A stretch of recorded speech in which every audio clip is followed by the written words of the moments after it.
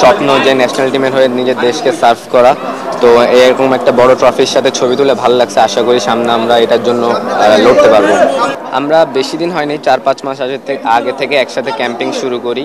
তো আমাদের coaching staff, management team, প্লেয়ারদের মধ্যে ভালো টিম বন্ডিং থাকার কারণে আমরা একটা ভালো একটা অ্যাওয়ার্ড অ্যাচিভ করতে পারছি।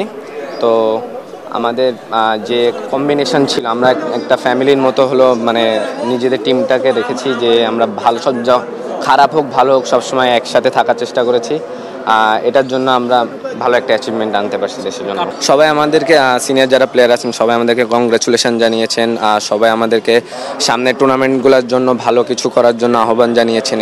আমরা সবসময় ভালো করার চেষ্টা করি।